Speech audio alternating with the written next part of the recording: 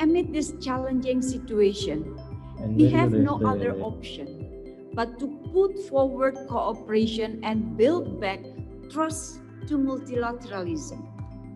No country, no matter how strong or powerful, can address global challenges by itself. We must recover together. Indonesia is a country with extraordinary economic potential. As one of the world's emerging economies, Indonesia has become an important partner for other world economic powers, especially Europe and America. Even though the world economy is under pressure due to the COVID-19 pandemic, Indonesia's economic potential remains promising. This is made possible by the large population of Indonesia, which encourages high domestic demand. With a population of 268 million, Indonesia is the fourth most populous country in the world. Indonesia is the 16th largest economy in the world based on gross domestic product and the world's 7th largest economy by purchasing power parity measures. This potential is even more promising given the fact that Indonesia is entering a demographic window of opportunity phase. It is estimated that by 2030, Indonesia will experience a demographic dividend in which the composition of the population of productive age in Indonesia will reach 70% of the population. This perspective is even more encouraging. With its strategic location in the Indo-Pacific region, Indonesia continues to encourage international economic cooperation. As the largest economy in ASEAN, Indonesia initiated a free trade agreement between 10 ASEAN member countries and 5 ASEAN partner countries contained in the Regional Comprehensive Economic Partnership, signed on 15 November 2020. A very prominent trade and investment partner, Indonesia's natural wealth produces various minerals, including nickel, cobalt, and lithium, which are the main raw materials for batteries for environmentally friendly electric vehicles. Sustainable production and development are also applied with the growing palm oil industry. As the largest producer of palm oil in the world, the Indonesian government encourages the development of sustainable palm plantations by issuing certificates of Indonesia Sustainability Palm Oil for businesses in the sector. Welcoming the Industrial Era 4.0, the Indonesian government has prepared supporting infrastructure through the Palapa Ring project. The 12,128 kilometers worth of fiber optic backbone network project connects all regions in Indonesia. Along with that, Indonesia's digital industry is growing rapidly. Within the last 5 years, Indonesian e-commerce market has grown to 70%. As a digital economic market with the largest and fastest growth in Asia, it is estimated that by 2025, the e-commerce market in Indonesia will reach the value of $53 billion. Indonesian startups attract global investment, many of them achieving the unicorn and even decacorn status. Most of these startup companies also empower the micro, small, and medium enterprises, which contribute significantly to the growing economy of Indonesia. The rapid development of the digital industry also opens up great opportunities in other sectors, especially the creative industry. From game developers to digital applications in music, art, and fashion. Even gastronomy as well as processed food and beverage. At the same time, Indonesia is even more committed than ever to move towards a greener and more sustainable economy. The consistent increase of Indonesia's foreign trade and investment flow has always been supported by the existence of Indonesian representatives abroad. The Indonesia Trade Promotion Center and the Indonesia Investment Promotion Center spread around the globe have always been one of the backbones in the collective efforts. The government of Indonesia's commitment to strengthen economic cooperation with the world remains bold even during the hard times and crisis. The ease of bureaucracy is now followed by legislative reform through the implementation of the Omnibus Law to create certainty in investing in Indonesia from a legal perspective. By investing here, you're going to get access to the Indonesian market, and you're going to be able to develop an export platform for your products. So a lot of countries are looking at Indonesia now, and I think probably they need to do more than just look. They need to actually come. Indonesia has a prominent reputation as a country with endless potential. Any sector in Indonesia has the potential to champion growth in the economy. The positive progression made by the government of Indonesia in various sectors, they are ready to contribute more to the economy. The Ministry of Foreign Affairs of the Republic of Indonesia and our embassies, as well as representatives in the Americas and Europe, are ready to welcome you for trade and investment to Indonesia. Come over and find the significant opportunities to invest and trade with Indonesia.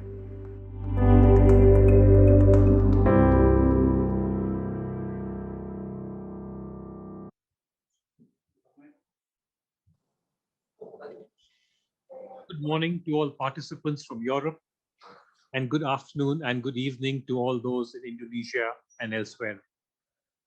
On behalf of the Ministry of Foreign Affairs, welcome to the inaugural series of Indonesia is Open for Business.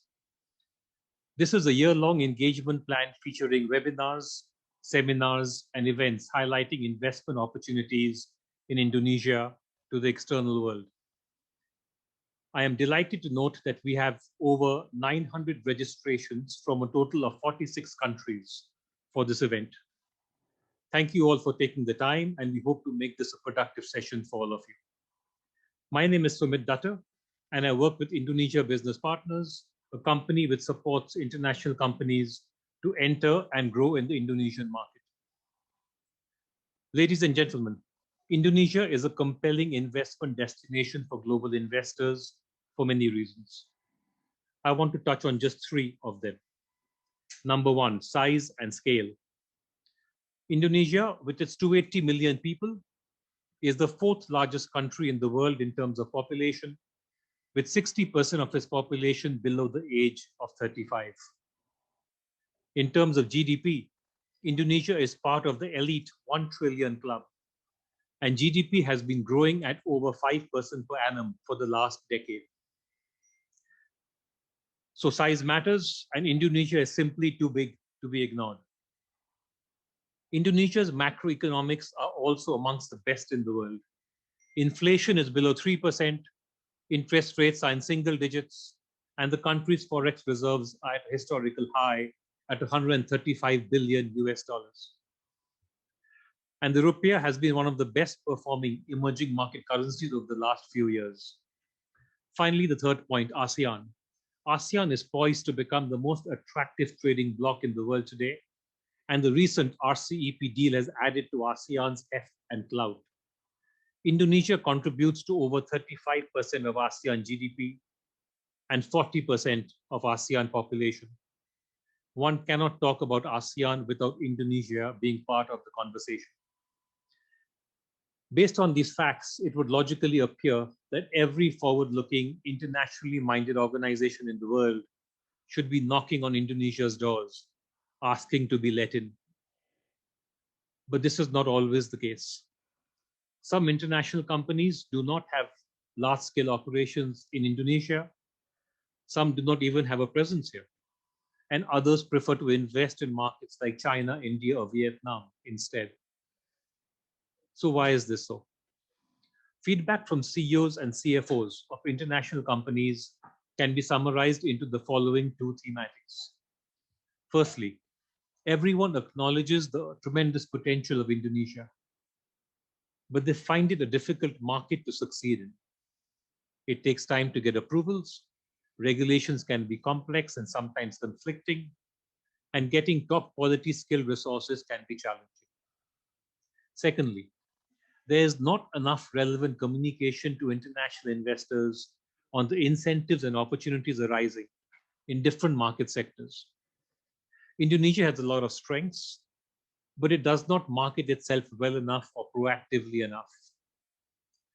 These and others are indeed valid criticisms of the Indonesia of the past.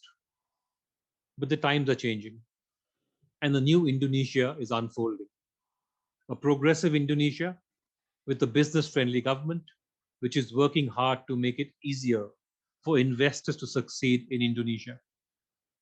To evidence this, we have today two senior members of President Jokowi's cabinet to speak to you personally and to explain to you the steps the government is taking to encourage investment. And then we have a panel of very senior experts who will talk about the new Indonesia, how to succeed in this market, and the opportunities post-COVID. To kick things off, I would like to introduce the youthful and dashing Bapa Mahendra Siragar, Vice Minister of Foreign Affairs of the Republic of Indonesia.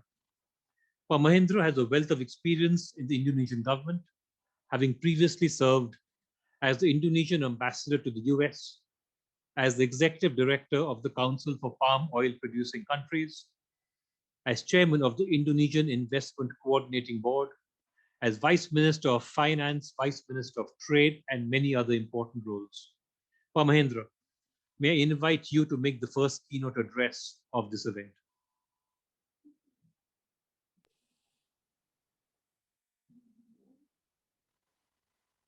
Thank you. Thank you very much, Sumit. Not very sure being considered as youthful and dashing, but I don't have any objection there. His Excellency Coordinating Minister Erlangga Hartarto, distinguished panelists, Captain of Industries, companies executives, ladies and gentlemen. Very good afternoon from Jakarta. And for the audience, participants in Europe, a very good morning. A warm welcome to the inauguration session of a series of conversations we are planning on Indonesia. It's open for business. We will organize follow-up sessions throughout the year, focusing on priority sectors for investment in Indonesia. As the fight to address the COVID-19 pandemic has started showing better intended outcome, it is timely to start planning for business recovery and expansion by investing in Indonesia. I'm glad to do this undertaking with the Coordinating Ministry of Economy, the Indonesian Investment Coordinating Board, our missions in Europe, and the Indonesian business partner. As the Coordinating Minister will present key messages and updates on the economic development, as he is the main architect and engineer of Indonesia's economic recovery plan that we are implementing today, let me share with you a few brief points on the regional political and security development and our perspective on the matters. First, let me start with the global geoeconomics and geopolitics that are now shifting to Asia. Asian century is real, and actually it's happening now, since the GDP of Asian economies in purchasing power parity terms is already more than 50% of the global GDP, and certainly growing fast. And within the G20, which is the top 20 world economies, the portion of Asian economy in terms of GDP purchasing power parity terms has been increasing from only 28% in 2000 to 38% in 2010, 44% in 2020, and being projected to be 51% in 2030, if not sooner. Which means not only in terms of purchasing powers, but Asian economies will also be the largest geoeconomics power. Now, on the stability and security situations. In the last 50 years, right after the Indo-China War, interstate conflicts have been absent from Southeast Asia and East Asia. This refers to the area of ASEAN 10 economies and countries, as well as Japan, the Korea, and China.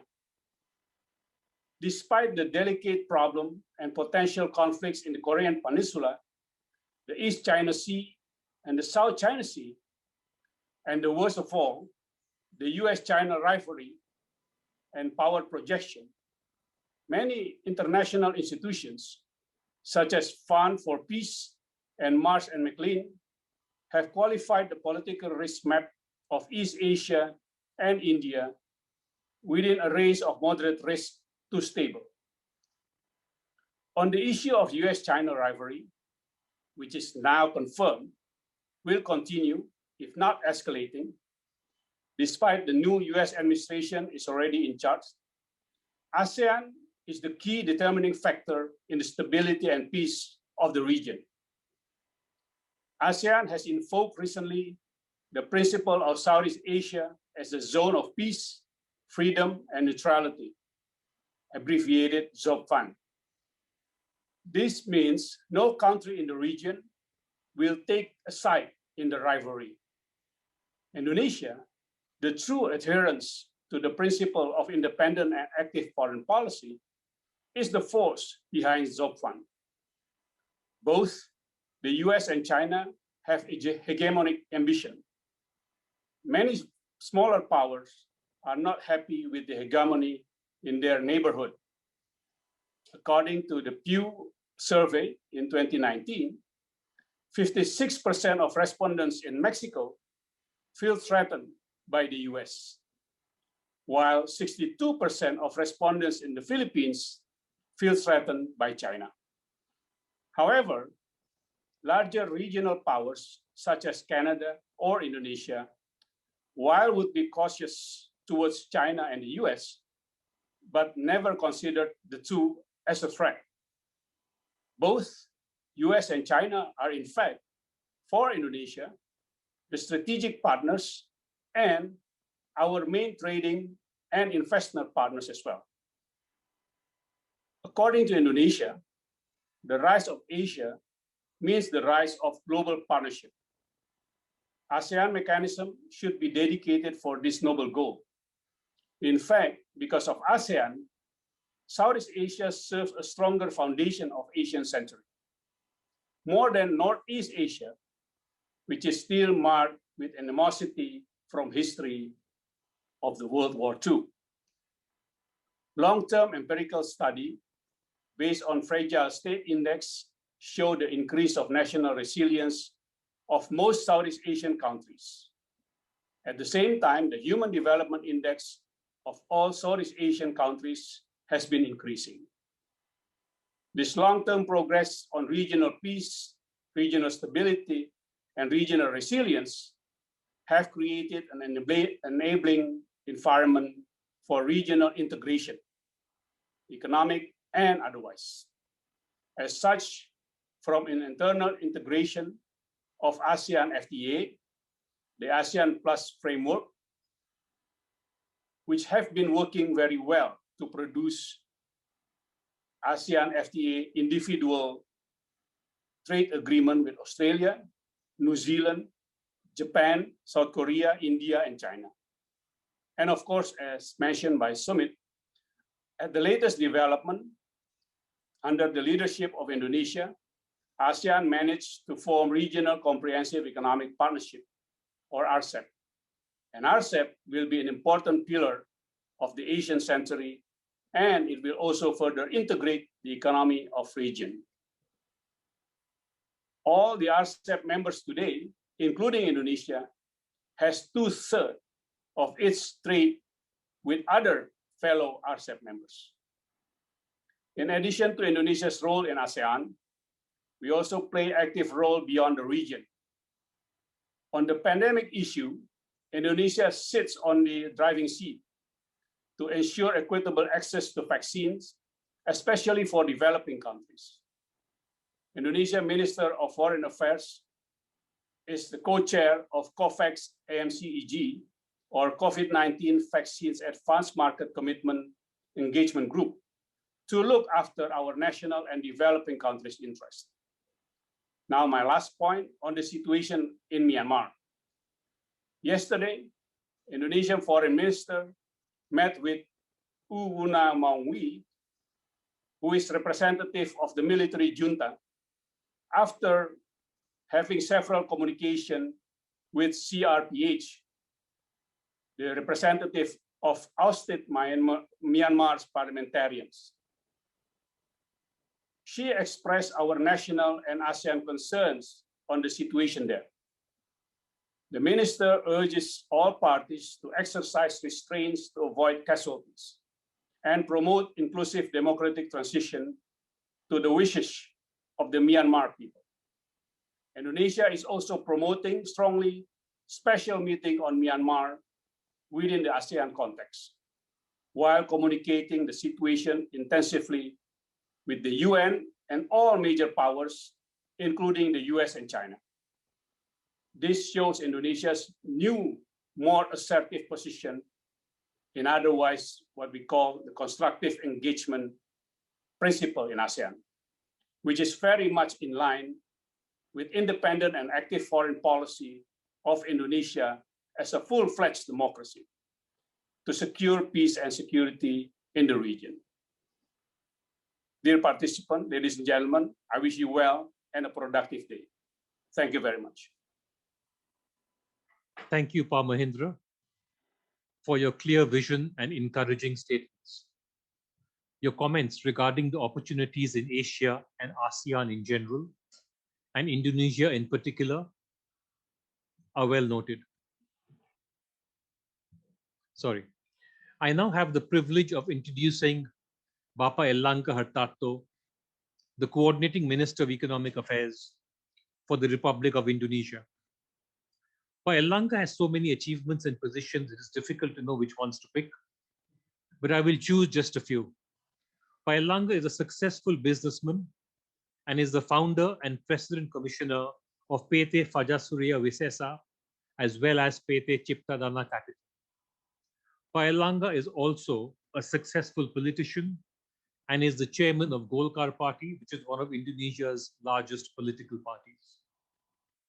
Pa Erlangga is also a successful author and has written a number of books on strategy, energy, and building a sustainable Indonesia.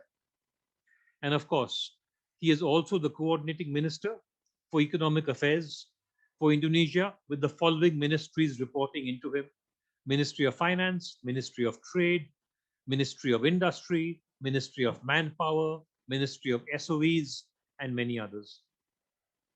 The fact that someone as senior as the coordinating minister for economic affairs is taking the time to deliver a keynote speech at this event evidences the focus and intent that the government of Indonesia places on this subject. Without any further ado, it is my privilege to request Bapa Erlangga to deliver the keynote address. Pa Erlangga, over to you. Thank you, Pa Sunit Duta, for your introductions. And I think I would like also to thank you, Pa Mahendra Siregar, Indonesia Vice Minister for the Foreign Affairs. And I see Pak Rosan, Chairman of Indonesian Chambers of Commerce, and is nominated to become Indonesia Ambassador to US, one of the successor of Pak Mahendra Siregar, and also CEO of Philip Siemens, Mr. Prakash Chandran. Ladies and gentlemen, distinguished guests, a very good afternoon and to our participants, and also a very good morning to our participants in Europe. I hope all of us are safe and healthy. It always gives me a great pleasure to be able to attend meetings representative of business and industry, especially in times of hardship and great challenges. I would like to extend my sincere gratitude for the Foreign Ministry for the organizing this timely webinar on investment in Indonesia, as we are currently in critical junction on how we can shape and transform our future economic landscape together. Excellency, distinguished speakers, participants, ladies and gentlemen, I would like to share some notes on data on Indonesia, that we understand that toward the end of 2020, Indonesia economic development was contracted, but on the year-to-year basis is minus 2.07. And if we compare with other countries, Indonesia is one of a few countries with less contracted than others. And then in 2021, the global economy is predicted to be rebound, and many agencies predicted Indonesia will be growth at the level to 4.4 to 5.5%. And the government also make a target that the global economics are in line with our economy, which is the government is predicted the global growth, Indonesian growth will be about 5%. Indonesian economic, which is based by the domestic consumption, is now also showing an uptrend, and manufacturing sector's activity on the month of January, I think put in the it shows the PMI and the expansionary level at 52.2%. And if we see during the COVID pandemic, the small and medium enterprises can take the benefit of people's business credit, which the target is about 190 trillions, but we achieved more than that, 196 trillion. And if we see the accelerations of the digitalization payment system like fintech lending, we can see that during the pandemic COVID, the numbers also increasing to the 146.25 billion, which is trillion, which is the fintech's financial technology lending is the nature is very small, and also the duration is very short. That can be weekly, daily, or monthly lending. So if we see other indicators is the strengthening of the Jakarta Composite Index and Rupiah exchange rate. All of the index are already at the pre-COVID level. So if you see on January last year in comparison with this year, it's almost come back to its previous position. And then if we see the Indonesian export balance of trade, we already reached the positive balance of trade 21.7 billion. That is the highest in 2011. And if we see our export, one of our major export is on the CPO, which around 20 billions. And then the coal or minerals is about 17.2. And then iron and steel, which is the downstream strategy of the minerals and steel, which is about 10 billions. And then also the manufactured product like machineries and equipment, 9.2 billion. And then also the coming increase of export is from jewelries, is about 9.2 billions. And of course, Indonesia is pushing the policy toward import substitution, as well as to promote export for us to get more for its exchange reserve. The government also continue to mitigate the COVID-19, and one of the game changer will be vaccines, and vaccines becoming increasingly available. And thanks to our foreign minister, Ibu Retno, who become the co-chair of COVAX, and Indonesia is securing about vaccine for 182 million of people out of total population of 270 million people, and we secure about 426 million doses of vaccines. The government also continue to handling the COVID through a government budget, which is the COVID-19 Handling Fund, as well as National Economic Recovery Program.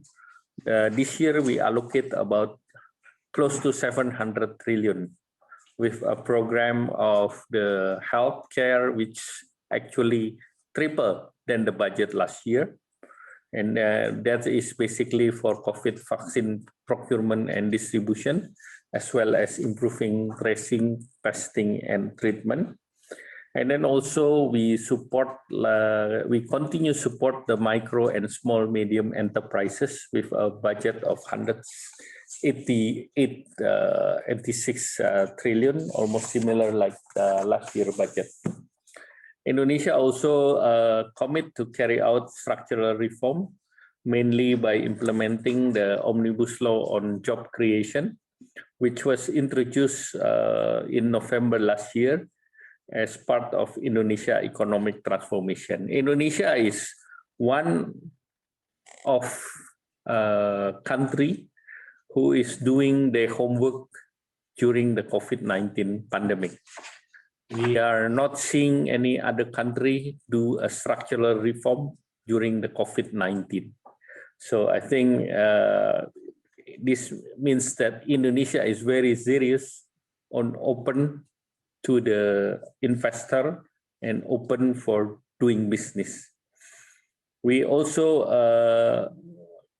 encourage the competitiveness and also making it doable to do more friendlier ecosystem of investment as well as doing business in Indonesia. President Jokowi has signed 51 technical regulations, which consists of 47 government act and 4 presidential act, which support the Omnibus Law of job creation. The law covers most cross-sectoral, like environment protection, investment ecosystem, business licensing and ease of doing business, labor standard, taxation to support micro and small medium enterprises. And all of these derivative regulations are expected to implement the guidelines for all stakeholders in implementing the job creation law. The implementation of norms, standard procedures and criteria is using a risk-based approach will also encourage the creation of the government services that are more efficient, easy, as well as more certain. The government also ratified various implementing regulation in form of government regulation. This regulation will create flexible labor market while protecting the labor right. Also, concern expressed number of countries that Indonesia also improving business and investment climate that is very much ensure that we are up to the international recognized standard and best practice. And particularly, we are also underlining the sustainability to Indonesian economic development as well as emphasizing on environments and labor rights. In the context of investment, the government has established a positive list as a policy for regulating investment that is open to all business, except that stated by law, which will outline the priority for industry. So there are 246 industry that is available with fiscal incentive, such as tax allowance or tax holiday, 90 areas of business which partnership with small and medium enterprises, and we have 1,700 that is all open for business. The numbers represent the I6 numbers in the industry. To encourage export in 2021, the job creation law has provided facilities in commodity base, which is reputable traders and exclusion for restriction prohibition and export development synergy. The government also create a national strategy to export development by considering various export potential, including targeted incentive. The government also plan to revitalize the Indonesian manufacturing sectors with what we call the initiative of Making Indonesia 4.0. This will focus on 7 main sectors such as food and beverage, textile, jewelry, automotive, chemical, electronics, pharmacy, as well as medical devices. At the same time, the government encouraged the downstream industry development, which increase production and export downstream program. The government also committed to continue the infrastructure development that we promote through national strategic projects then infrastructure developments are equally important for Indonesia, and all of the project was across Indonesia territory. And the last one I would like to share that in the year 2021, Indonesia is co-host of the Hannover Messe. During this pandemic, the Hannover Messe has decided that this year exhibition is based on the digital exhibitions, and Indonesia will show the lighthouse of Indonesia's success story in developing the making Indonesia 4.0. A few companies are showing the projects, and also Indonesia as a partner country also will be coming a partner in 2023 Hannover Messe, that is hopefully the offline exhibition. And Indonesia also holding the Troika this year with Italy, and Indonesia will hold the presidency in the G20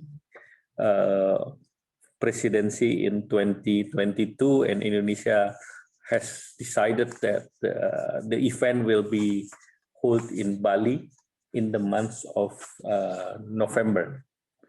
So I believe that all of this initiative will show to the global market that Indonesia is ready, Indonesia is open, and investment in Indonesia in the past few years or 15 years is secured, politics is stable, and Indonesia is the largest country in ASEAN. Indonesia has signed many trade agreements, and the last one is including RCEPs and SEPA with Australia and SEPA with EFTA.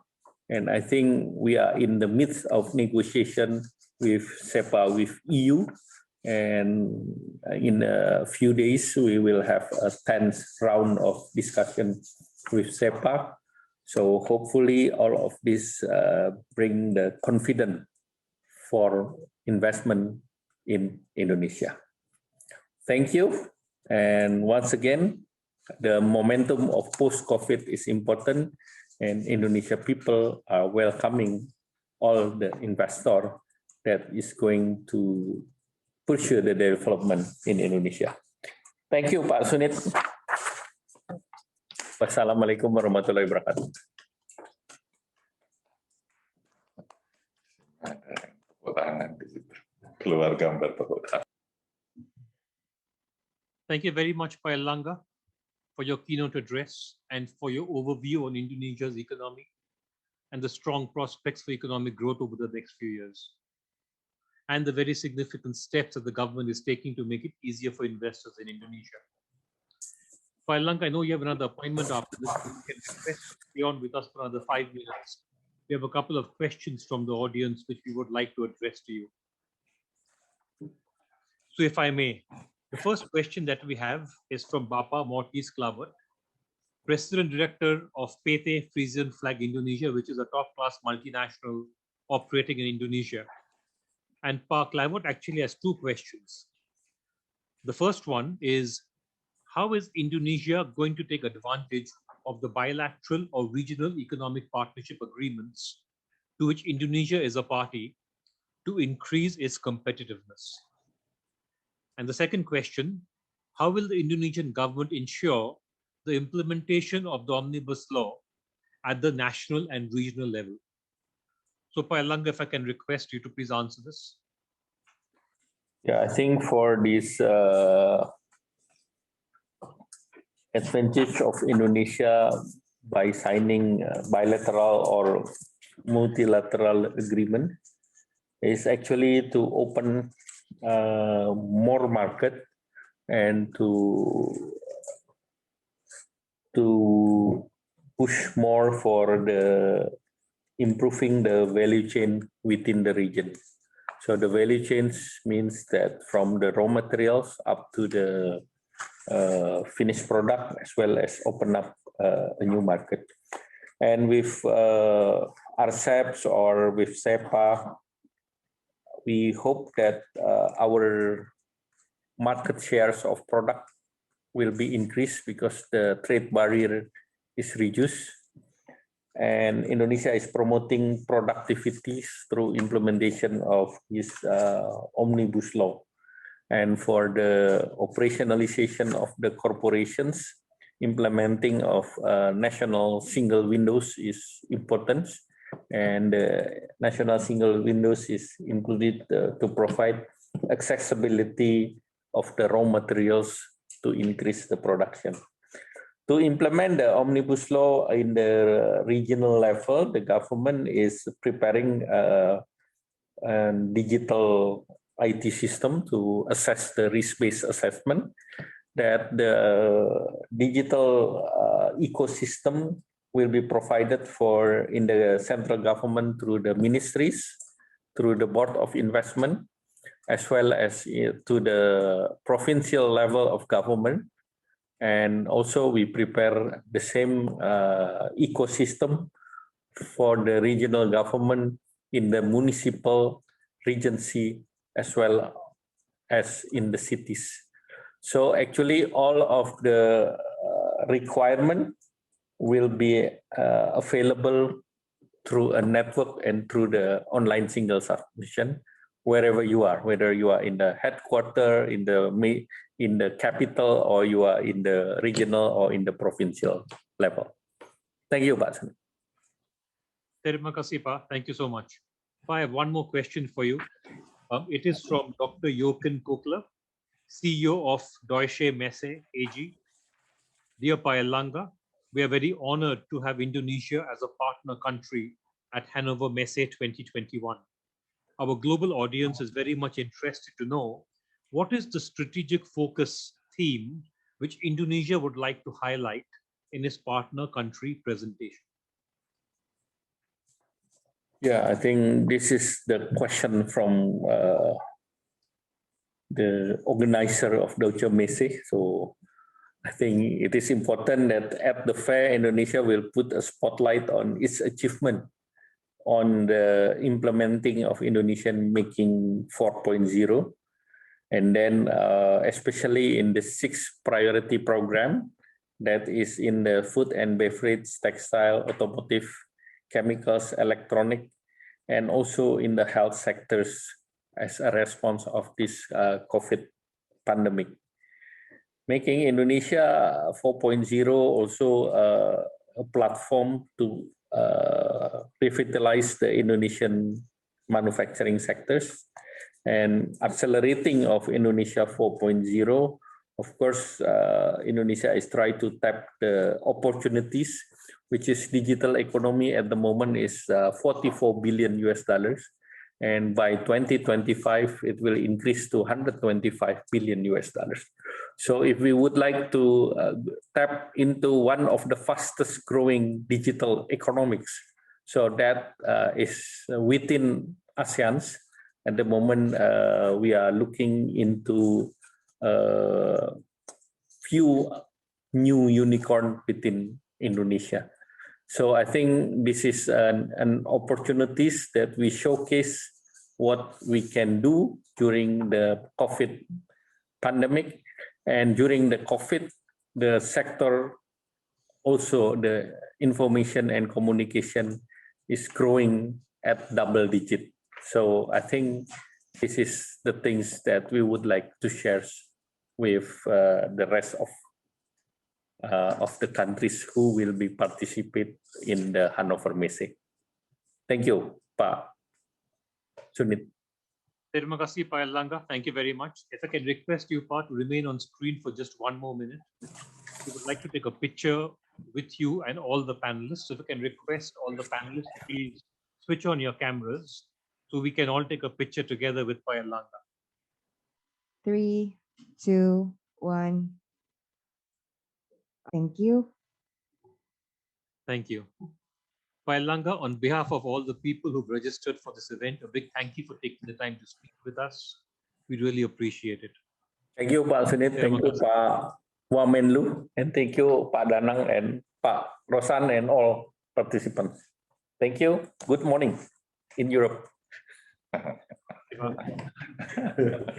We now move on to the next part of our program, the panel discussion.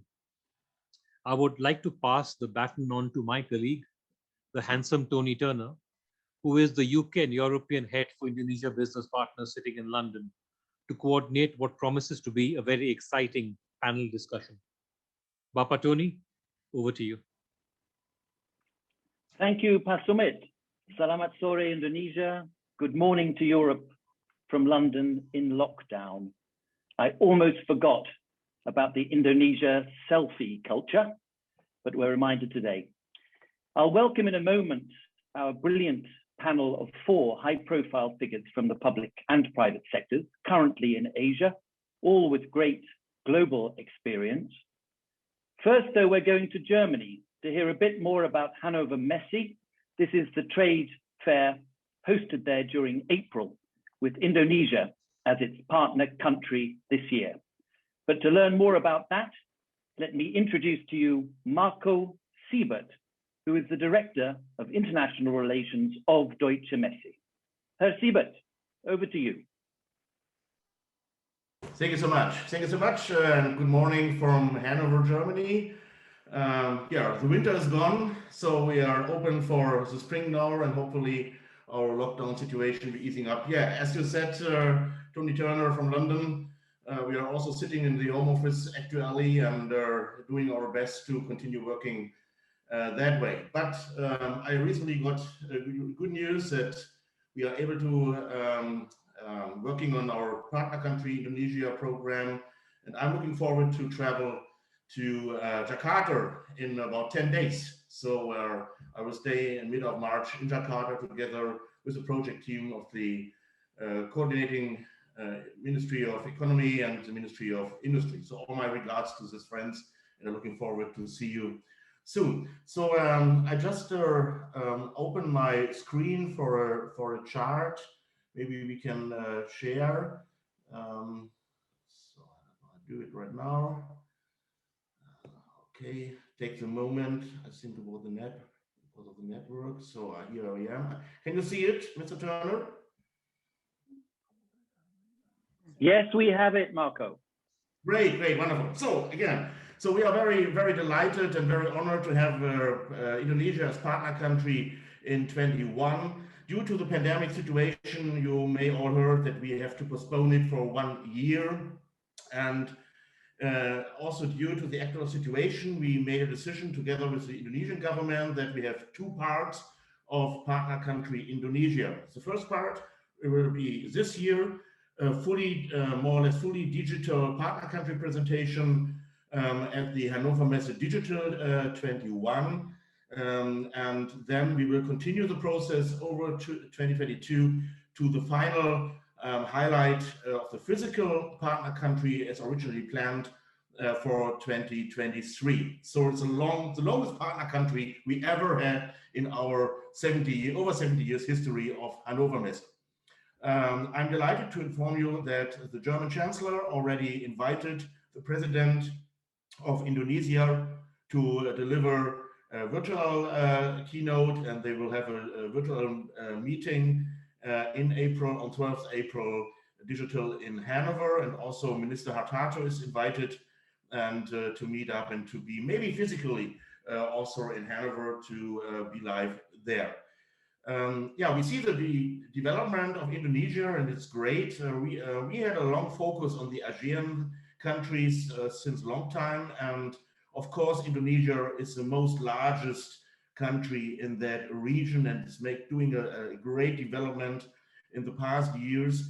I'm traveled to Jakarta, to Indonesia, to other cities since 3 years, and I'm delighted to see a lot of international and global leaders from the industry world like Siemens and other big companies to be there, but also to learn about the development in Jakarta, which is great in the making Indonesia 4.0, but as well as solutions in the IT and digital business. Whenever I'm in Jakarta, I have my mobile phone and I have my Gojek app here and working with all the digital solutions from Indonesia, which works very, very well.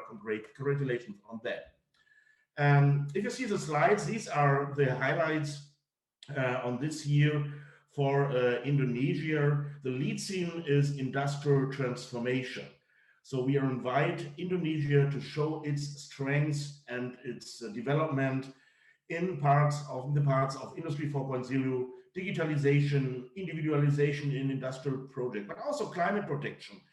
E-mobility solutions are key for the Indonesian industry, the development of the demographic and educational parts, and industrial change in the business. So that's key, and it's a great opportunity for Indonesia to show this powerhouse Indonesia, to establish new international partnerships. Also for the companies, we're looking forward to having a lot of Indonesian companies who are ready to export to Europe and to the rest of the world. So it's going in both directions. Promotion investment in Indonesia and starting to be stronger on the international market with Indonesian companies. So Indonesia is invited in a huge program, in the digital exhibition conference program, networking and lead generation program, to meet new partners and to show that it's ready for the industrial transformation. The German government, Chancellor Merkel, our cabinet ministers, looking forward for the bilateral meetings. We are planning signing of contracts at the Hannover Messe, and we are really, really happy to have you all on board. I'm looking forward to be back in Jakarta in a couple of days, and looking forward for the next years, having Indonesia in its role as the presidency of the G20, and next year as the chair of the Asian market. It's a long story, it's a successful story. I'm really looking forward to this, to join forces with Indonesia. Thank you so much. Thank you, Marco. Thank you to Hanover. Now back to our interactive panel. During the discussion, we encourage you, the global audience, to keep submitting your questions. I see some of them are coming in on the chat button. It's better if you use the little question and answer icon at the bottom of your Zoom screen, not the chat button. And we'll leave 10 minutes, about half an hour from now, we'll leave 10 minutes at the end of the session to address directly some of those questions. Right now, though, we have 30 minutes of interactive panel discussion, and let me introduce the panelists to you. Donald Kanak has lived and worked in Asia for 30 years. He's currently chairman, Prudential Insurance Growth Markets, whose life and asset management subsidiaries are significant long-term investors in Indonesia. Don is also chairman of EU ASEAN Business Council and remains active both within the World Economic Forum and the World Wildlife Fund. Prakash Chandran has been President Director, CEO of Siemens Indonesia since 2017.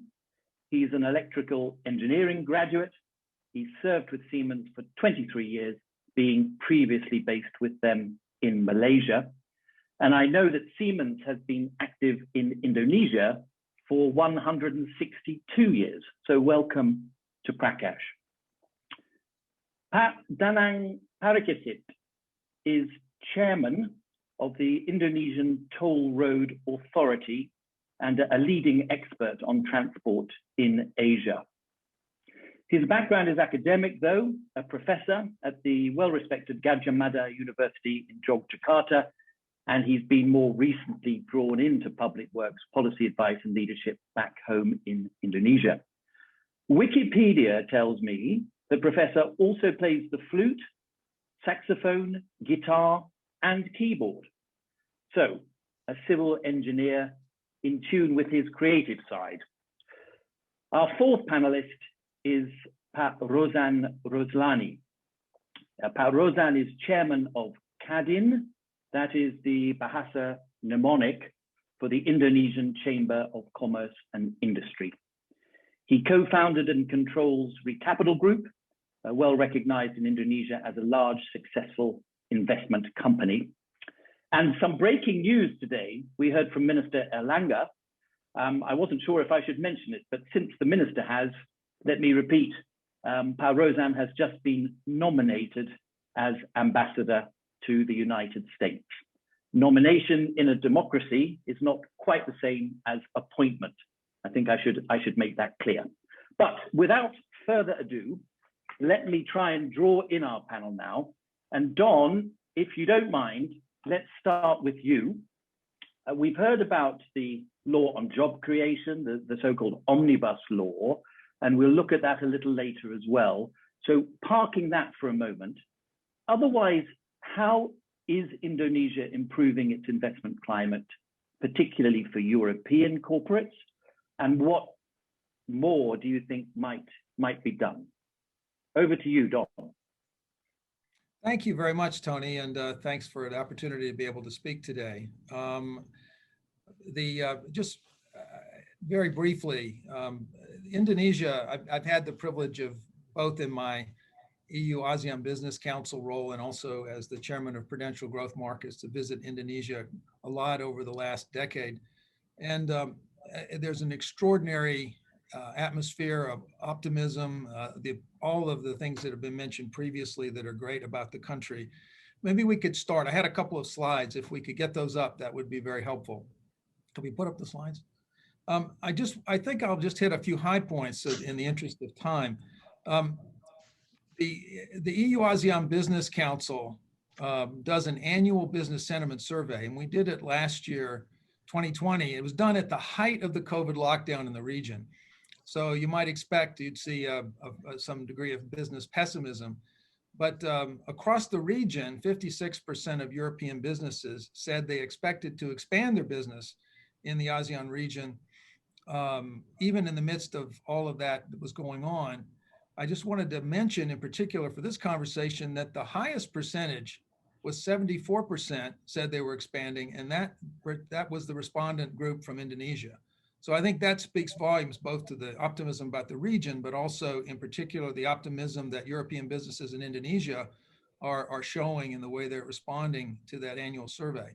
And I won't dwell on the advantages. I think they've already been touched on in the sense of the demographic opportunity, the young and energetic workforce, and the growth and opportunities in different sectors.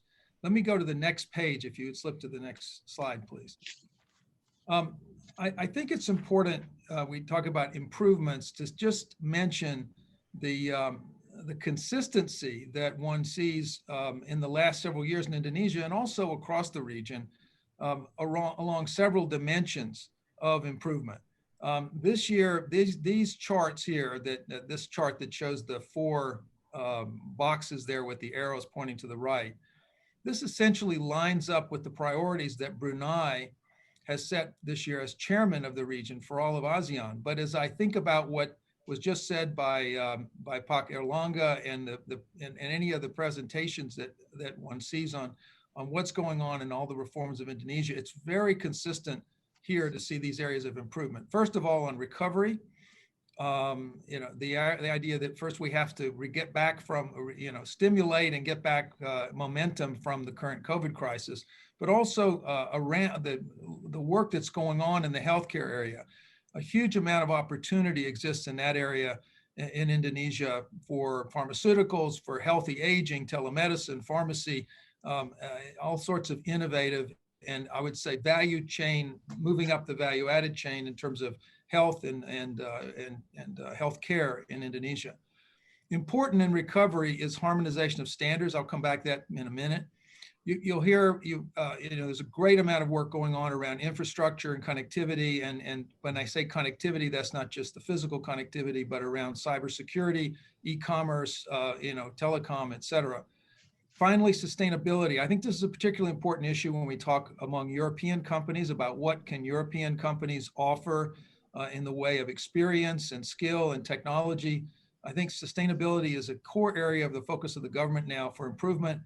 And there are a number of areas where I think European companies can bring good new ideas and bringing up the scale of activity in these areas. Education, healthcare, obviously, but also around energy transition, circular economy, and then also in financial services. If we look at some of the ratios around the region, Indonesia's developed the scale of its long-term investing, its capital markets trails and some of the neighbors that you would say it probably doesn't trail on other measures, such as the development of the pension, insurance, and mutual fund area still lags behind even Vietnam and the Philippines in terms of the scale. So I think there's a huge amount of opportunity there. And if those systems can be built with sustainable finance, that's a big one. Business environment, very important area to continue to focus on. If we go to the next page, I'll just mention one particular thing, which I think maybe we'll come back to if maybe the Pak Rozan might comment on this. We ask, again, in the survey of all European businesses, do you face unfair competition? Do you feel that you're occasionally or frequently? And across the region, the average is 36% of European companies answer they believe that they're facing unfair competition at least occasionally. That number is a bit higher in Indonesia in the responses. And I think I can't point to any specific reason for that. I do think perhaps the extensive presence of state-owned companies that still is present in Indonesia might be part of the reason for that in certain sectors. But I think this is something that just is an important perception issue which the government is working on. I have to say the government has been extraordinarily accessible. We have had, just in the last few weeks, 6 virtual trade and investment missions, the EU ASEAN Business Council with 6 different ministries, very frank conversations, very open to suggestions, very good feedback, and we're expecting to have one more in the upcoming week ahead, potentially with Pak Erlangga himself. Big opportunity in this, and this was referred to by Pak Erlangga in his last, when the value-added chain question came up, and the need, if the stakes are high for removing barriers, any barriers to trade, harmonizing standards. We found that last year, almost half of European companies are rethinking supply chains. This isn't surprising. I think it's a global trend. But 82% said they'll use the regional supply chains in ASEAN more if the barriers are removed. So I think if Indonesia remains steadfast in pursuing the kind of initiatives that Pak Erlangga mentioned around trade facilitation and opening up of the economy, I think Indonesia will be a huge beneficiary of that going forward. Thank you, Don. Let me pick up on something you introduced already, and maybe we could bring in Pak Rozan here. You mentioned about the state-owned enterprises. I would add to them the large multinational conglomerates who may be entrenched, the Siemens of this world. Asking Pak Rozan, who I know has a strong voice for small and medium-sized enterprises, where is the room for the smaller companies, the SMEs, and the private sector in this sort of morass of Indonesian business? Yeah, well, thank you, Tony. Well, looking at the current situation actually is getting better compared to like 3-4 years ago, because in the past, yes, the state-owned enterprise Indonesia is overcrowding in a way the market. And now we work closely with this state-owned enterprise to work together, and especially in the small medium enterprise. As we all know, a small medium enterprise Indonesia contributed around 60% of our economic growth and absorbing around 96% of our labor force. So a small medium enterprise is play a critical role in our economic growth. But now, thank you, Pat. Yeah. So now, sorry, I cut you off. Okay, no problem.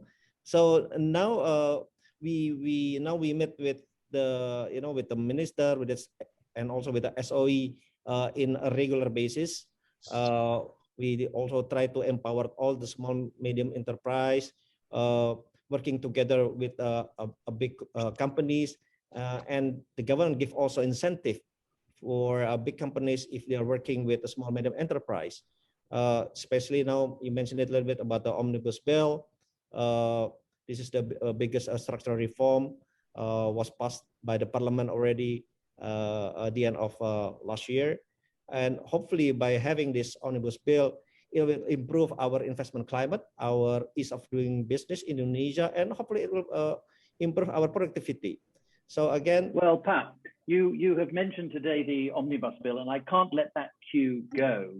because it's such a nice segue to what I know Prakash Chandran has been thinking about. And we talked before, we have heard about the law on job creation, the omnibus law and its enabling legislation. But to the European observer who hasn't been following the details of this, can we ask Prakash, what is the omnibus law and how will it and its supporting regulations improve Indonesia's investment climate with the European morning in mind? Prakash, over to you. Thank you, Tony. First of all, good morning, good afternoon, and on behalf of Siemens, I would like to thank the Ministry of Foreign Affairs for the invitation and opportunity to speak at this esteemed webinar on Invest in Indonesia. Of course, Siemens has been more than 160 years in Indonesia with a very strong local presence and substantial investments in electrification, automation, digitalization, transportation, and healthcare. Of course, including technical and vocational education and training and local skill development, which were, of course, our focus areas. So in our view, the Omnibus Law would be for sure a great help to generally strengthen the Indonesian economy. First of all, by increasing productivity, competitiveness, and ease of doing business, while at the same time presenting to the investors a much better and vivid picture of the market potential, growth opportunities, and possibilities to add and further extend the local value add here in Indonesia, augmenting and extending part of the overall supply chain in general. First of all, I would like to also applaud the intensive efforts from the ministries and various Indonesian diplomatic representatives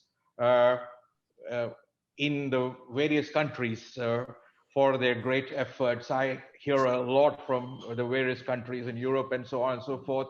I know for sure the Indonesian embassy in Berlin has been putting great efforts to focus and to bring a lot of focus into the various investment possibilities.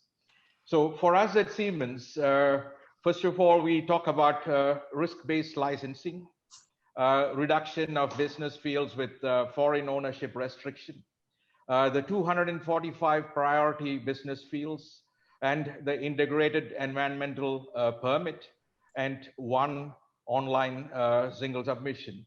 And this will all result in a really substantial improvement in the ease of doing business in Indonesia. On the other hand, today the world is at a digitalization revolution, and like in any other developing country, the importance of access to state-of-the-art technology, talent or resource upscaling, reskilling, and focused continuous training are really essential to ensure a productive and fit for purpose workforce. And in this arena, the specific amendments introduced on foreign employer regulation and offering legal certainty on minimum wages, severance pay, and the likes make it possible to develop, in our view, a performance and productivity-oriented local workforce fit for purpose. Thank you, Prakash. I'm sorry to interject, but just to support that, I've seen something in the press very recently about the list, so-called negative list colloquially, which limits the investment of foreign companies into Indonesia in certain sectors, but that has liberalized too. Is there anyone who would like to talk a little bit about that and the liberalization that's been announced very recently? Probably I could add something on that, Tony. Silakan, Pak. Yeah, well, I think when the ministry mentioned about the need for infrastructures, we are pretty much aware that this 350 to 450 billion US dollars investments need for Indonesia in infrastructure could not be met only solely with the sources coming from the domestic financial institutions. That's why I think since a couple of years ago, the Indonesian government has been very much open in allowing international investors, financiers to come into our infrastructure market. In my sector, for example, in the toll road development sectors, we have no limitation of international investors and financiers. In fact, we are planning to double the foreign direct investments in toll roads in this year comparing to last year. So I think we are very much open for business, for foreign investors and financiers in infrastructure. So I think that would really express our concern and our interest in involving, engaging all the muscles they need to develop Indonesia.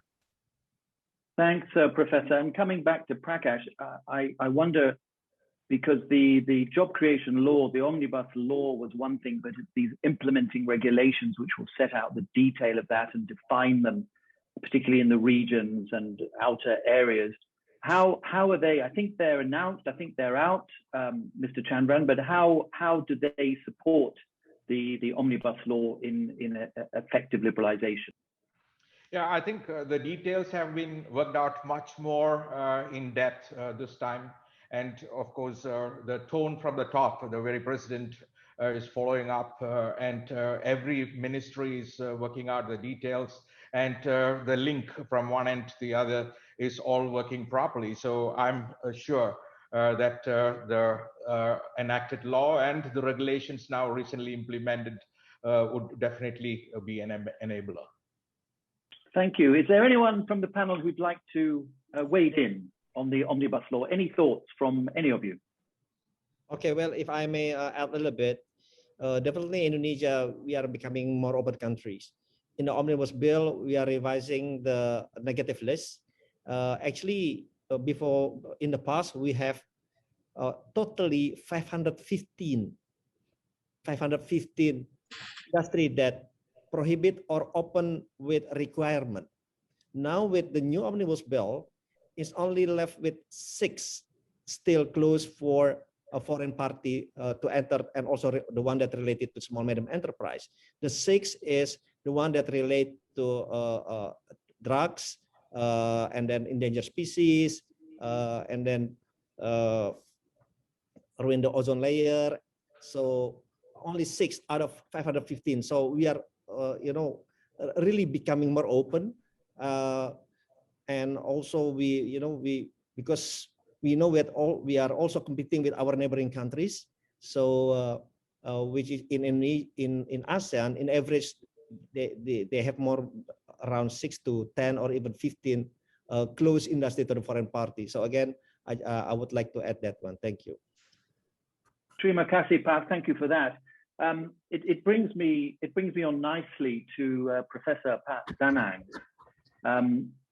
And looking here, given this legislative liberalization and the new sort of commercial mindset that we're seeing from the Indonesian authorities, how do you think, what actual opportunities exist for investment collaboration for foreign companies in particular, European ones perhaps, focusing on infrastructure, your speciality, Pak? So infrastructural investment opportunities from Pak Danang. Yeah, thanks, Tony, again. Well, there are usually 3 modes of market entry for international investors to coming into Indonesia. First, it's obviously through the capital market, and anybody is witnessing the capital market in Indonesia has seen a very exciting growth in the infrastructure asset class, and the last quarter last year and also first quarter this year. And it is the simplest way of getting into the Indonesian market for international investors interested in infrastructure. There are several companies already listed in the Indonesian Stock Exchange, so you can get a look at it. The second mode of entry is actually the acquisitions of existing concessions. For those having more risk appetite, they can look into the existing concession that is already available. In my sector, for example, they already at this moment identified $700 million of possible acquisitions of toll road concessions. And this is a toll road that is already in operation. The third, and last year, we actually see the acquisitions of several toll road assets by international investors, like one in Cipali and West Java and two in East Java. So there are growing interests like for pension funds and international strategic investors to come and acquire toll road assets. The third one, third market entry is probably the most challenging one, is the greenfield projects. There are several new projects like this year. The first quarter, we are going to announce a tender for 9 toll roads. And sorry, 6 of them are not SOE. It's quite interesting also, responding to the earlier panel that mentioned about the dominant role of the SOE. And also, I think I would like to also happily announce that one of the tenders for electronic toll collection is actually won by the international investors coming from Europe. So again, the business is very much in a good shape for us, and we invite international investors coming into Indonesia. Thank you, Pa. You know, we're going to have a dedicated 10 minutes for questions later, but in view of what you've just said, and I just noticed a really good question from Denmark, Michael Ramlau. Thank you for arranging it, et cetera, et cetera. He says, quote, I am interested to know more about water infrastructure. What are the plans for a sustainable and functional water supply network 24/7? And what are the plans for sustainable wastewater treatment? Are there PPP, private-public partnership possibilities? I know there's been a lot of floods in Jakarta. We have an abundance of water there, and yet somehow we don't have enough. Can you say something about that, Pak Danang? Well, this is a bit out of my reach at this moment, but I can bring you up to date about the water and drainage and sanitation infrastructure. Yes, again, this is already open for business for PPP project in the water, which is recently granted PPP in the provisions of water to Jakarta and West Java as an Indonesian consortium. And we have plans to, again, working on the backwater as well as drainage. And I think this year, the Ministry of Public Work will announce a tender for a building of the dam, which is quite unusual for a dam to be procured using PPP projects. So our ministry is beginning to recognize that international funding is necessary, international technology is necessary. We have started last year, and we hope we can have more and more commercially viable projects in the years to come. Thank you, Pat. I mean, I know one issue for some investing corporates from overseas is this sort of complex interrelationships between the central government, local government. We've mentioned the SOE stakeholders. Somehow they all impact the same sectors, and it's quite hard for an outsider to navigate their way through these, all the licensing and land acquisition, etc. Maybe Pat Danang first, but please, will the other panelists try and say something cheerful about that for a prospective investor in, say, Denmark? Yeah, well, I think most commonly asked questions about infrastructure investment is land acquisitions, obviously, yeah. And we have developed so many new regulations, reforming the old regulations. And now the land acquisition is much less an issue in our projects. We have now the agency and the Ministry of Finance who will finance the land acquisitions, and the coordinations between the land agency and infrastructure agency and Ministry of Finance has been getting better and better. Ruslan perhaps could tell us more about that on land acquisitions. Another risk that's exposed is the change in the policies. I think you mentioned about the complex relationship between central and national, subnational governments, the change of policies regarding tariffs. We have the Indonesian Infrastructure Guarantee Funds, which basically mitigate the risk of policy changes. So again, we have moved one step forward and acknowledging this risk exists. Then we have established a government company that allows the project to be mitigated from the policy changes. Yeah, thank you, Pat. In fact, you mentioned Roseanne. Let's go to Roseanne first and then back to Donald, because I think, Roseanne, you helped draft the omnibus law, it was rumored. So you probably know something about that. Let's hear from you and then straight to Donald. Don't wait for me. Okay, well, one of the reasons the omnibus bill was produced because there are too many overlapping regulation and policy in the level of a central government and a local government. So we simplify this issue and put it into this omnibus bill. So hopefully in the future, you wouldn't face that kind of issue, in the future. But I would like to add it that now to have a permit, you can go through this online single submission under the BKPM. They are also perfected. So hopefully all the permits, the licenses, not only on the ministerial level, but all the way to the local government, to the provincial level, to smaller like the cities, and it will be standardized. So I would like to give an example. If you ask for the permit for building a 30-story building, for example, now you will have the certainty. If you are requesting that permit in Jakarta, in Surabaya, or in Medan, in any other city, it will be standardized. You will have the certainty, for example, like for 30 days. If the local government doesn't issue that permit within 30 days, you will automatically get it. So it will give a lot of certainty to a lot of the investor, not only in local investor, but also a foreign party investor. So, and also. Thank you, Pat. Thank you. I'm thinking to bring in Don. He had his hand up.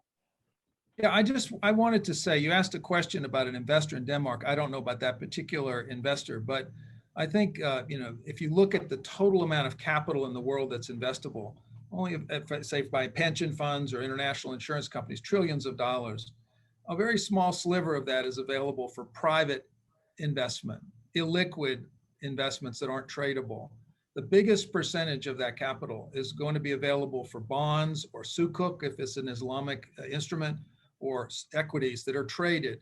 Professor mentioned the stock market earlier. I think that one of the things, if we're looking at it, one of the biggest opportunities for Indonesia financing infrastructure will be to take infrastructure projects that are already completed and producing income and use the capital markets to raise finance through that. Issue bonds, issue sukuk.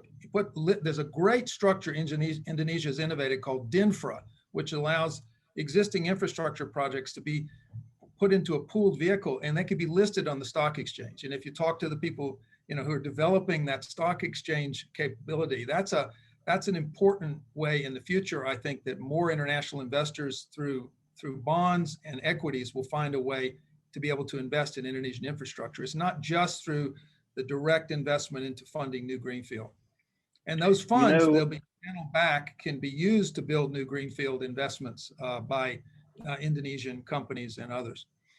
Yes, I think this is okay. I mean, let's just compliment on that. I think some of the big toll road operators in Indonesia has already recognized that and has already issued like the infrastructure bond. So I think we will see this is going to be the mode of entry, market entry for international investors, and we keep pushing that because this is something that the untapped resources will be available.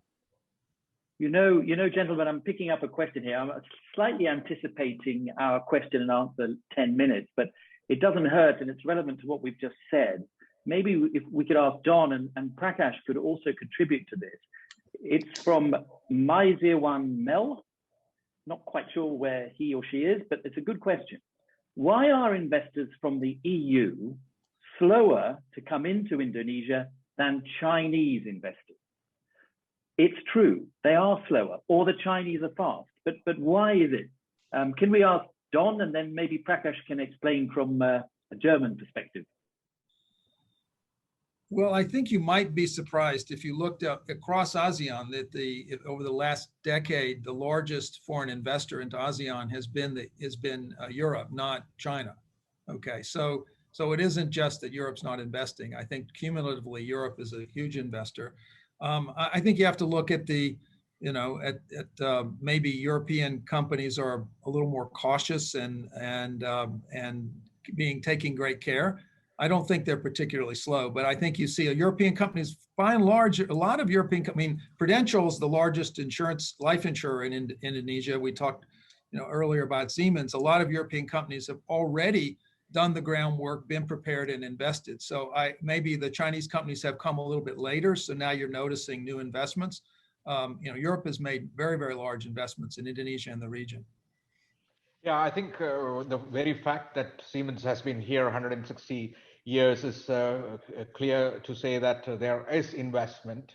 But from our experience, I think one aspect which probably is much better now is also clarity and the interpretation of certain guidelines. And this additional clarity which has come into the processes as established now, I think is getting it much better than what it used to be before. So when a lot of stuff is to interpretation, at some point in time, probably there's an investor who is taking one back step. But however, with that clarity coming in and the alignment and the single point of license request, I think this is getting into the next level. Thank you, Prakash. And we've got to come to ask Pak Rozan his dedicated question, and then we'll come on to some more set piece questions and answers. So Pak Rozan, it's a kind of psychological or philosophical question. Was there, and is there still, this overseas perception of protectionist mindset in Indonesia? I put that in inverted commas because the Indonesians may not see it that way, but the Europeans may. Do you think it exists? And has this changed? Well, yes, there was a perception of a protectionist mindset in Indonesia, but hopefully by having keep reforming ourselves, such as omnibus bill, such as improving our ease of doing business ranking, because we know again we are competing with our neighboring countries, and actually that perspective, is we can look at the FDI restrictiveness index published by OECD. Indonesia ranks higher compared to the other countries such as Vietnam, Malaysia, and Thailand in terms of restrictiveness in investing. But again, so that's why now with the omnibus bill, I mentioned earlier, we are revising the negative investment list, and also we would like to see more investment coming in, not only in a certain related to the natural resources, but also in manufacturing, so it can absorb a lot of labor force. Because in the same time, we also try to improve our human capital. Mentioned earlier by Pak Prakash that we need to, our human capital need to be upscaling, rescaling in order to match with the need of the industry in the future. Thank you, Pat. Again, I'm picking up some questions here. There's a lot about green economy and sustainable environment type of questions. So can I sort of synthesize those and ask you just to talk for a moment or two, Pak Rozan, but anyone, how Indonesian business players and the government policymakers are welcoming this new green, sustainable economy, including green energy, Pat? Well, definitely, in my opinion, we have to go that way and accelerate it into this green economy to ESG, because we would like to have not only the growth but a sustainable growth. That I think the very important things that also our government working on it, because we also try to get by 2030 at least 23% our power will be used green energy, a green technology. So we are committed on that one, even though we are still behind at this moment. But the commitment is there, and hopefully with the support and also with the guideline, with a lot of foreign party, with the World Bank, we can improve in that part, because definitely we need to go into that direction, especially Indonesia, in the fastest way. Agreed, Pat. I see lots of people nodding. I also have a telepathic message from Jakarta that our time is up. It's just as well that I brought in some questions from people as we went along, because our 10 minutes disappeared. And we have to respect our timings as the Indonesians always do. So I'm afraid I have to draw the panel to a close. I'll thank you all in just a moment, but before I do that, can I ask all the guests, please, to complete a very brief survey of this event to help us improve them in future. If you look at the foot of your screen, I hope you find a polls button, P-O-L-L-S, polls. It's near the Q&A icon at the bottom of your Zoom screen. If you click on that polls button before you go, 3 questions will pop up, just 3. It'll take you less than 1 minute. I promise, please do that in the next few minutes if you can. That leaves me to thank once more our 4 members of a great panel, I thought. Don Kanak of Prudential, Prakash Chandran from Siemens, Danang Parakasit, the musical professor from the Toll Road Authority, and Pat Roslani, a man of many talents. And of course, thank you to you, our audience, literally around the world, for linking in and listening. Terima kasih semua. Thank you, everybody. I'll pass you now back to our host, Pak Nura Surajaya. He is the Director General responsible for American and European affairs within Indonesia's Ministry of Foreign Affairs, for his concluding remarks. Let me just say this entire webinar was conceived by him, and the ministry's team has done a brilliant job in pulling it all together for us. Thank you for that, Pak Nura, and it's back to you in Jakarta, Pat. Thank you very much, Tony. What a great conversation that we have. Since the beginning, the keynote address, as well as the panel discussion, I really enjoy every bit of the conversation that we had. Ministers, distinguished panelists, participants, and also company executive, we have come now to the end of this inaugural session of Indonesia Open for Business. I am grateful to all participants, and I wish to thank the ministers and also the panelists for indeed a very productive session.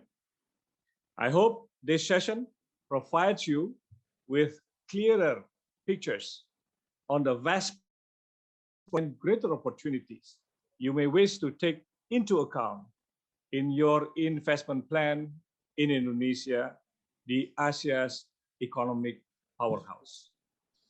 A resilient Indonesia, supported by sustained political stability, vast resources, and strategic location in the world's fastest growing economies, at the center of the ASEAN century, is to welcome investors and businesses. Supported by dynamic and vibrant young demography, embracing digitalization with a growing number of innovative startups and tech unicorns, Indonesia is certainly continue to grow and also emerge faster and stronger COVID situation. Rigorous infrastructure development, the launching of long-awaited Indonesia Investment Authority, we call it INA, soon to be launched by the government, the Indonesian Sovereign Wealth Fund, and also continued priority placed on human capital development have further increased Indonesia's global competitiveness. Consistent and stable macroeconomic indicators, coupled with vibrant democracy, its commitment, I have to underline here, to sustainable development, low carbon economy have contributed to Indonesia's long-standing better performances among its peers. Distinguished participants, ladies and gentlemen, allow me to reaffirm our readiness to welcome you to Indonesia. We can be reached through our missions in wherever you are located in the respective countries in Europe, or directly to us through a communication channel we will provide to you. Let me thank you for the confidence of many big businesses. And I have to underline here again, including also the small and medium sizes, that we need to have more from Europe that have been in Indonesia for many decades and also continuing their expansion in the country. The Omnibus Law and the subsequent 51 implementing regulations certainly provide a more conducive environment for foreign direct investment. It also provides a significant momentum in the post-COVID-19 economic recovery for investors to start planning their investment in Indonesia. Indonesia and ASEAN certainly offer a better future for you to grow further and expand your business in this dynamic region, as it is currently the most promising in many ways to attract foreign direct investment. As the biggest country in ASEAN, Indonesia should be the option for you, not only in ASEAN, but also it is offering much opportunity in a wider region of RCEP. Let me sincerely thank you all for your participation. And as we were not able to accommodate all of your questions and inquiries in our 30-minute interactions, we are more than happy to respond to those through our follow-up conversation that you will be kept updated. To conclude, let me thank the ministers, the panelists, the shown in the bumper in the chat box that we will show you later.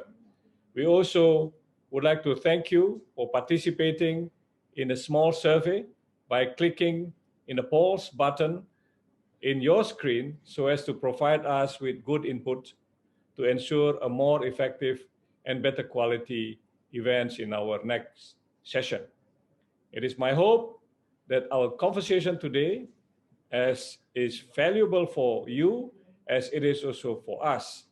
We will keep you informed and updated on the follow-up sessions throughout this year that will focus on particular sectors of priorities for foreign direct investment. Finally, I wish to thank you all, including those involved in making the event possible and also smooth running. I hope to see you again in our next event, if not, certainly in Jakarta or any other places throughout Indonesia. Thank you very much, and also stay healthy to all of you. Thank you.